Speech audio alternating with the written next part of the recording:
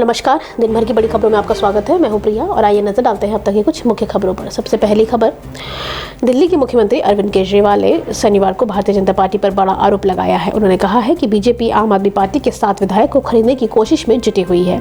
आपके विधायकों को पार्टी छोड़ने के लिए 25 करोड़ रुपए का ऑफर दिया जा रहा है। दिल्ली के सीएम अरविंद केजरीवाल ने यह भी कहा है कि आम आदमी पार्टी के विधायकों को बताया जा रहा है कि सीएम केजरीवाल भ्रष्टाचार के मामले में जल्द ही गिरफ्तार होंगे।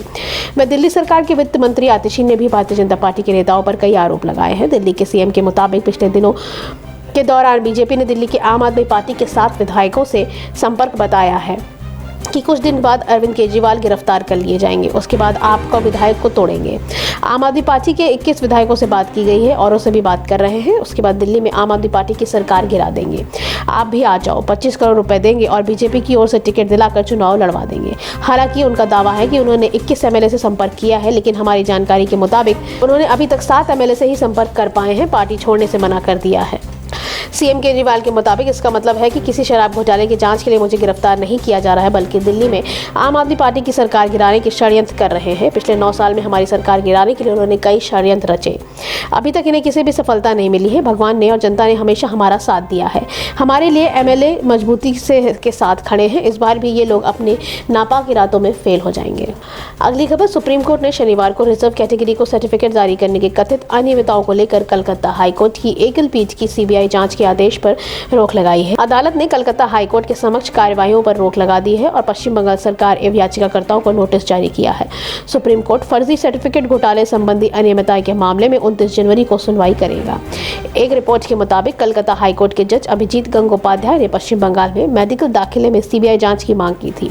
सुप्रीम कोर्ट ने शनिवार को जज गंगोपाध्याय के आदेश पर रोक लगा दी है। ये मामला पश्चिम बंगाल में सरकारी मेडिकल कॉलेज और अस्पतालों में रिजर्व कैटेगरी के सर्टिफिकेट जारी करने और एमबीबीएस छात्रों को दाखिल में कथित अनियमितताओं से जुड़ा हुआ है। अगली खबर, महाराष्ट्र सरकार ने मराठा समुदाय की सभी मांगे मान ली हैं। इसके बाद शनिवार तड़के उनका आंदोलन समाप्त करा दिया गया है। महाराष्ट्र के मुख्यमंत्री एकनाथ शिंदे ने कहा कि मैंने मराठों को आरक्षण देने से वादा किया था और मैंने अपना वादा पूरा किया है। ये एक ऐतिहासिक क्षण है। हम वोट के लिए कभी कोई निर्णय नहीं लेते, हम जनहित के लिए निर्णय लेते हैं। हमने सभी मांगे मान ली हैं। शिव संगठन नेता मनोज जारंगे पाटिल और सरकारी प्रतिनिधिमंडल ने आधी रात के आसपास विस्तृत चर्चा की, जो कि सफल रही थी। बाद में सरकार ने एक आधिकारिक सूचना सरकारी संकल्प जारी किया, जिसकी एक प्रति जारंगे पाटिल को लगभग 2 बजे सौंपी गई है। इसके बाद उन्होंने विभिन्न पहलुओं पर अपनी टीम और कानूनी विशेषज्ञों से सलाह ली और फिर आंदोलन खत्म करने का फैसला लिया। थके हुए लेकिन मुस्कुराते हुए जारंगे पाटिल ने आज सुबह मीडिया से कहा कि मुख्यमंत्री एकनाथ शिंदे ने अच्छा काम किया है। इससे पहले शिंदे नवी मुंबई गए और जारंगे पाटिल को 1 गिलास फलों का रस दिया, जो उनकी 3 दिवसीय भूख हड़ताल का अंत का प्रतीक था। यह 6 महीने में तीसरी बार है जब शिवांग संगठन नेता ने अपनी भूख हड़ताल खत्म की है। कोटा के लिए रक्त संबंधों को शामिल करने की जारंगे पाटिल की प्रमुख मांग पर जीआर ने मसौद नियमों में कहा गया है कि इसमें आवेदक के पिता, दादा और परदादा और पिछली पीढ़ियों के रिश्तेदारों को शामिल किया जाएगा, जो उनके भीतर विवाह से बने हैं। एक ही जाति और एक ही जाति के भीतर विवाह से बनने वाले रिश्ते भी शामिल हैं। आवेदक द्वारा अपने रक्त संबंधियों जैसे चाचा, भतीजा और परिवार के अन्य सदस्यों और पितृसत्तात्मक रिश्तेदारों जिनके पास आवेदक के साधु शेयरों के रूप में कुनबी रिकॉर्ड हैं, के साथ अपने संबंध स्थापित करने पर एक शपथ पत्र प्रस्तुत करने के बाद सत्यापित करने के लिए एक क्षेत्रीय जांच करने के बाद आवेदक को यह करना होगा। अगली खबर, ईडी ने झारखंड के सीएम हेमंत सोरेन को एक बार फिर से समन भेजा है। उन्होंने ये बताने में कहा गया है कि वे 29 जनवरी से 31 जनवरी के बीच कब और किस स्थान पर पूछताछ के लिए उपलब्ध होंगे। एजेंसी ने सोरेन से कहा कि समन में अगर वे फिर नहीं उपस्थित होते हैं तो उनकी टीम खुद उनके पास पहुंच जाएगी। गौरतलब है कि रांची की बड़गई अंचल में करीब 8.6 एकड़ जमीन की खरीद बिक्री में मनी लॉन्ड्रिंग से जुड़े मामले में ईडी ने सोरेन को 20 जनवरी को उनके आवास में करीब 7 घंटे की पूछताछ की थी।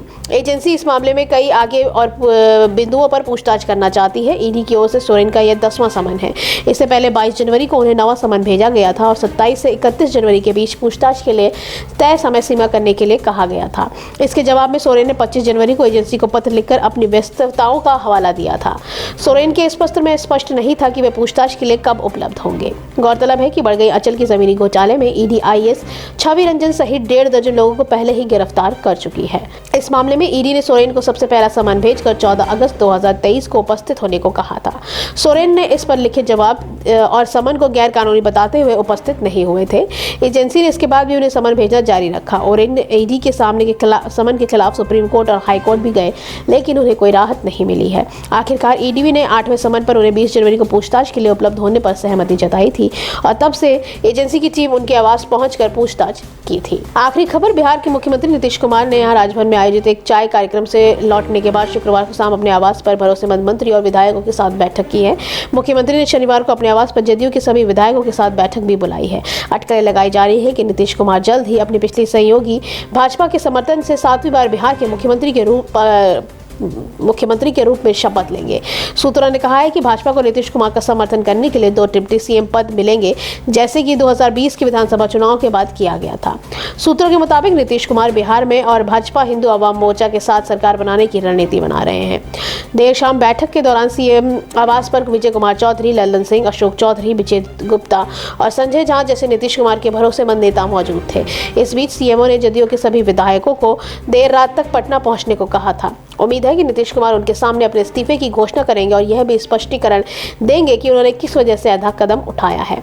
बैठक के बाद नीतीश कुमार ऐसे आधिकारिक तौर पर राज्यपाल राजेंद्र विश्वनाथ आर्लेकर को अपना इस्तीफा सौंप देंगे। वह भाजपा और हम के साथ समर्थन से सरकार बनाने का दावा भी पेश करेंगे।